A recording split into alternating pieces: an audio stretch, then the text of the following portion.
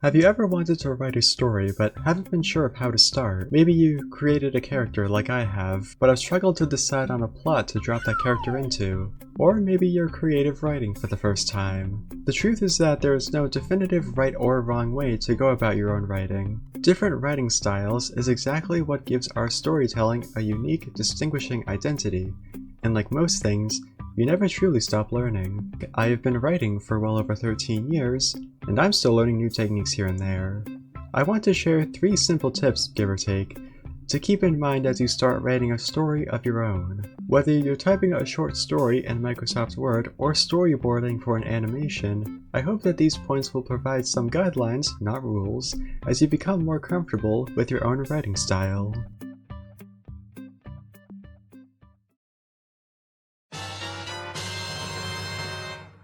In many creative endeavors, whether we're baking a cake for our family, drawing a silly little doodle, or writing the script for a YouTube video about writing, it is very easy to judge our own work harshly. From experience, this is largely because of our own expectations. When we make something, we hope that it's going to turn out wonderfully, that when it's all finished, we can take a step back and bask in the glory of our great accomplishment, but that can't always happen. For example, even though I have a lot of writing experience, not every short story or poem that I finish will satisfy me completely. You likely have experienced the same at one point or another regarding something that you are passionate about. Not being entirely satisfied with your hard work can feel demotivating at times, and it can even be unavoidable as well.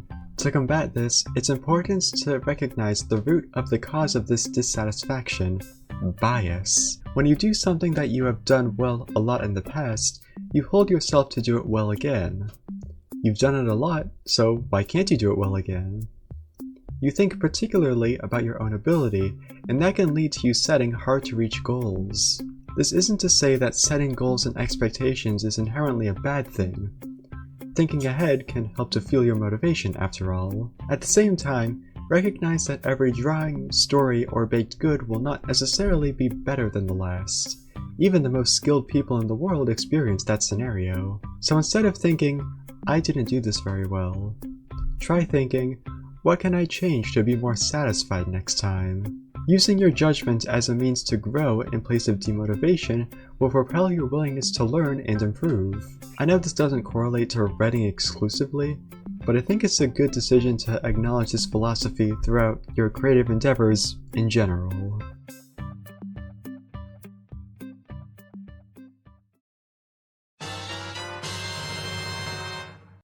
I'm not referring to balls of yarn or sentient concrete statues. When you think about what goes into a story, 3 things come to mind: setting, characters, and plot. There are many more things to consider, of course, but if we're breaking it down simply, this is the best way to do it, I think. The order in which you determine these aspects doesn't matter too much, so as an example, I'll elaborate on each in the order that I typically go with. What type of story do you want to tell?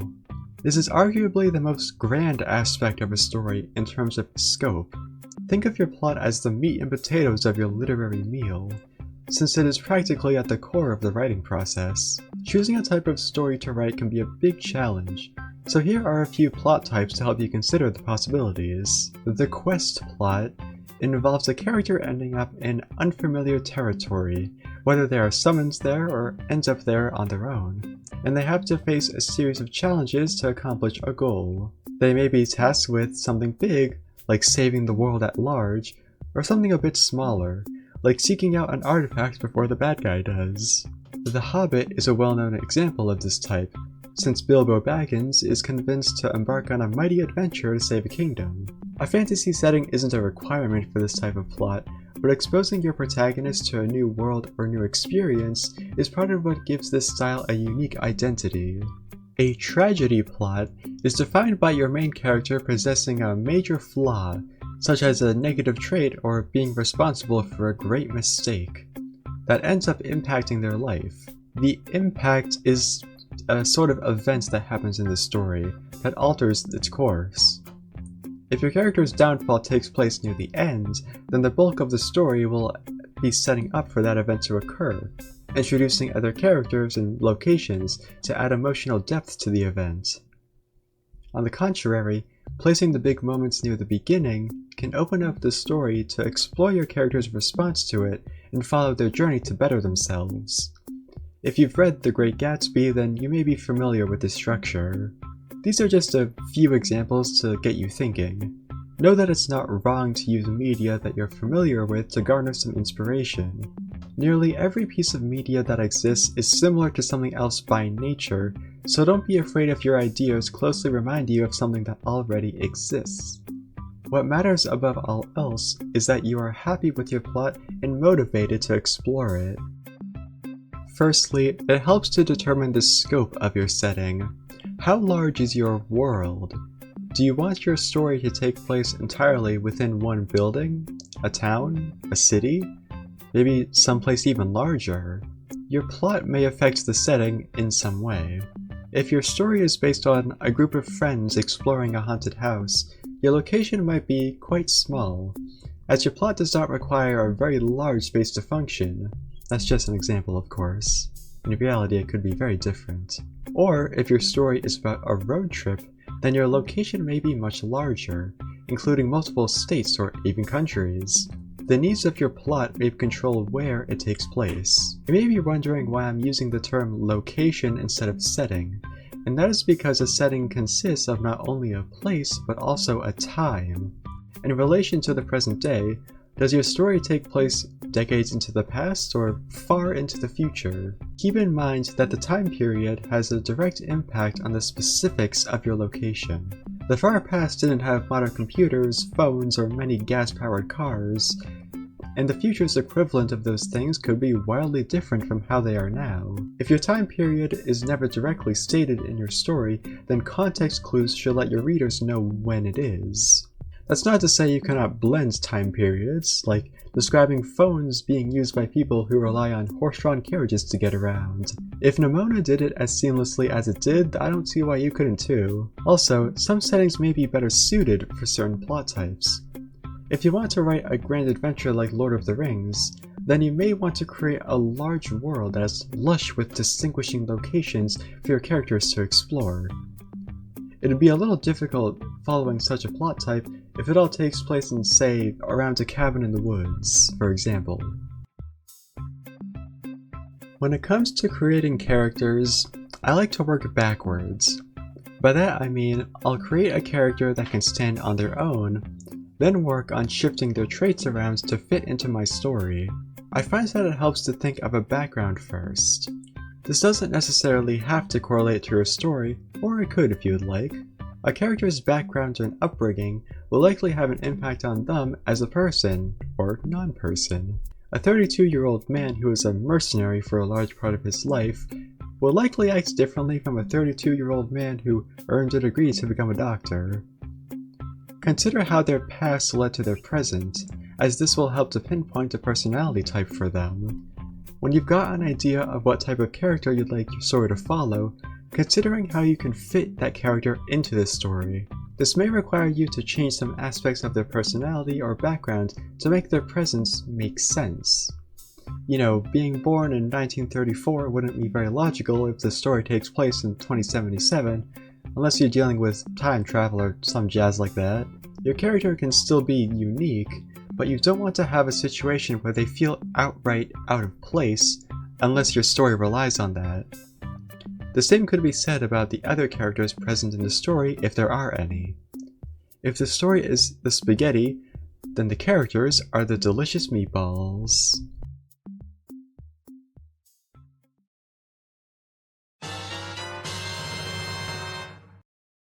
This can happen both during and after your work is finished. That is entirely up to you.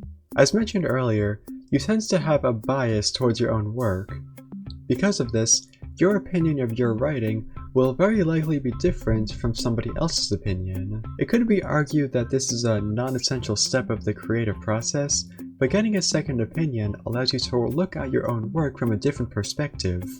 This can help you to recognize strengths and weaknesses, along with what you should focus on to make your writing better.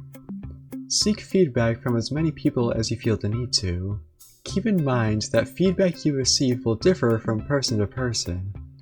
What one individual thinks is done remarkably may seem lacking to somebody else. When you get conflicting opinions, think about whatever aspect is being challenged, as if you are a reader who does not have any of the knowledge you do have as the writer. Are you still able to understand it well? And does it help the story more than it hinders?